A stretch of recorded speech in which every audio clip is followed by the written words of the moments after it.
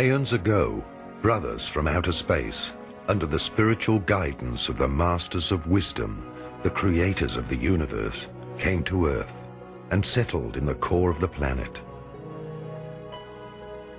Their task was to prepare the surface of the planet for the development of higher forms of biological life and for the reincarnation of souls destroyed in the atomic explosion which had shattered the planet Melona, Lucifer, located between Jupiter and Mars.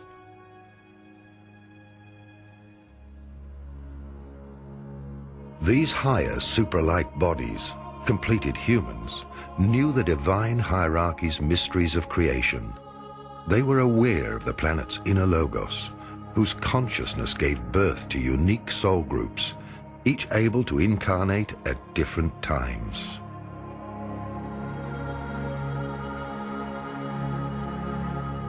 Depending on their specific stage of development in each period, human souls incarnate in order to further their growth. They choose very specific life experiences through thousands of incarnations until they reach completion as human beings. In the beginning, our brothers from outer space built cities in the center of the earth.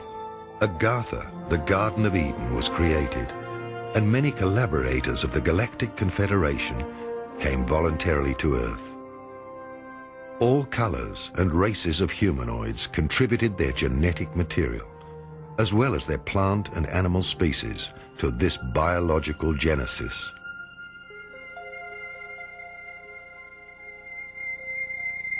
In the creation plan of the Cosmic Father, the Earth was considered a suitable living space planetarium, which would produce a universal humanoid able to overcome all polarities and a diversity of climatic zones. Until that point in time, there had been a great diversity of non-humanoid species taking part in the development of souls. The differences were so great that the souls had extreme difficulty reincarnating into the bodies of other star systems. Therefore, the cosmic purpose was to establish a new experimental zone of creation, synthesizing all souls into a universal body type. The Galactic Confederation and its leaders, the Melchizedek Order, the Brothers of Light, descended to Earth to introduce a new type of human being and a planetary pregnancy. They created the human species in their own image and assisted in its genetic improvement. I'm a specialist in extraterrestrial visits that took place thousands of years ago. Our ancestors did not understand these visitors. They thought there were some gods. They did try to copy the technology of the heavenly creatures. Of course, not correctly, not the function of the technique. A Stone Age man who sees a car, for example, cannot reproduce a car, but he can draw it. He can carve it into rock. He can carve it into hide. All went well according to plan until the downfall of the angels. The reincarnating animal-like humans were improved through direct genetic intervention, and in a short time span developed suitable bodies. The bodies of these creations became perfect in such a short time that souls from Melona, Lucifer, Venus and Mars, who in past times had already gone through cycles of incarnation and creation, were now able to reincarnate on Earth in order to attain completion.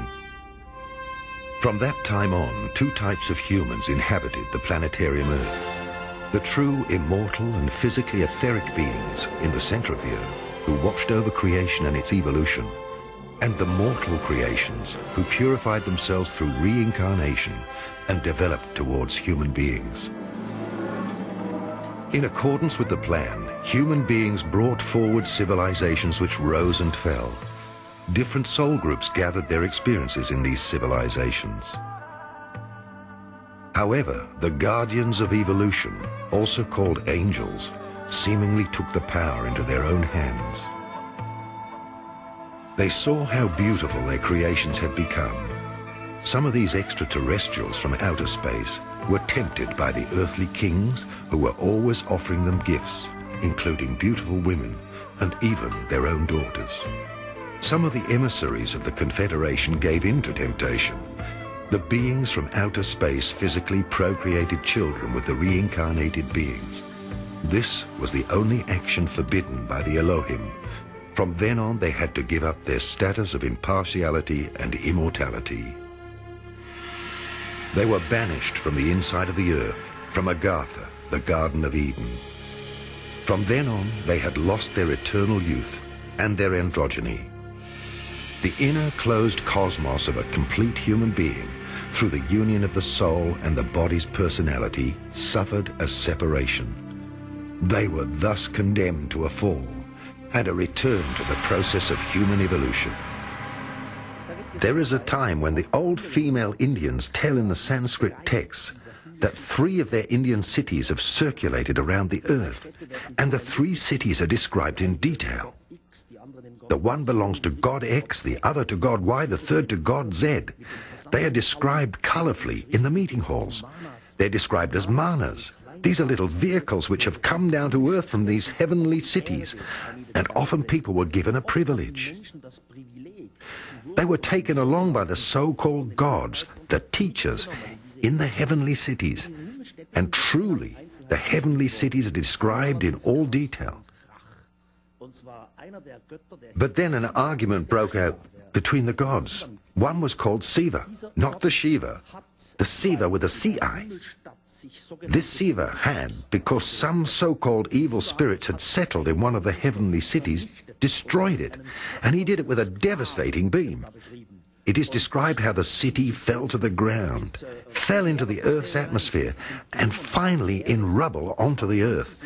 And it looked as though splinters of a meteor had fallen to Earth. Initially, the fallen gods lived for a few thousand years, but after Atlantis, to mere hundreds of years.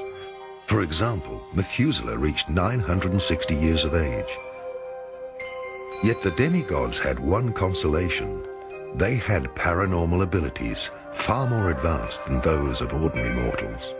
Through their higher vibrating chakras and energy centers in the physical body, they were still able to make use of their 5 higher senses.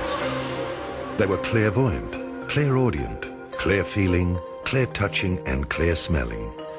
Furthermore, they had the gift of magnetism, which they were able to use to heal people.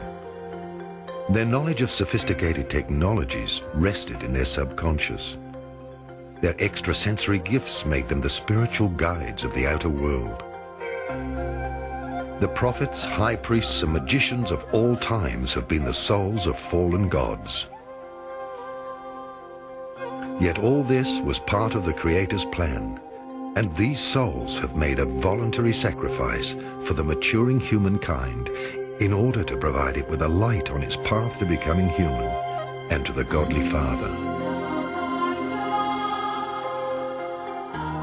Once upon a time, there existed on earth a high culture whose people were filled with the Spirit and knew all the mysteries of creation. These secrets of creation were revealed to them because they lived in